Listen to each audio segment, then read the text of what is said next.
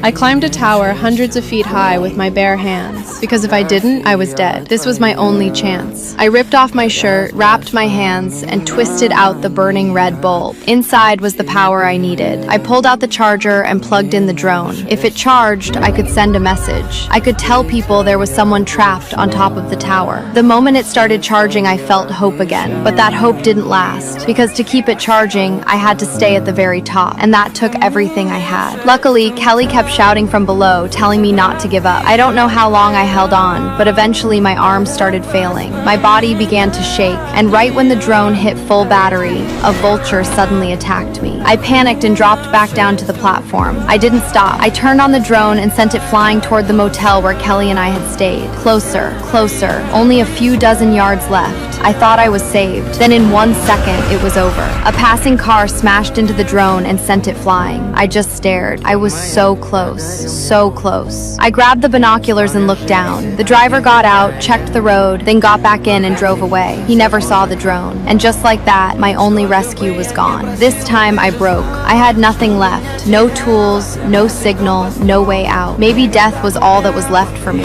And above me, the vulture kept circling, waiting for me to die. By then, I was severely dehydrated, weak, dizzy, barely holding on. Then I looked at Kelly and froze. There was blood all over her face. That's when the truth hit me. Kelly had already died. Back when she climbed down to get the bag, she slipped, fell onto the lower platform, and died instantly. I just couldn't accept it. So my mind made me believe she was still there. But the truth was, I had been alone this entire time. From start to finish, it was just me, alone on that tower. If I wanted to live, I had one last option. A terrible one, but it could work. I tied the rope to the ladder and lowered myself down, step by step. When I reached the platform, I unclipped the rope and jumped down. Then I pulled out my phone and sent a rescue message. After that, I took off Kelly's shoe and stuffed the phone inside, but I still wasn't satisfied. I had to make sure the phone survived the fall, so I pushed the shoe into Kelly's body. Then, with guilt crushing me, I shoved her corpse off the tower. If her body hit the ground, the message would go through, and if the phone survived, someone would come. Then all I could do was wait. I don't know how long it was. Then suddenly, I heard it, a helicopter. I looked up and saw my father and the police rushing in. I was saved.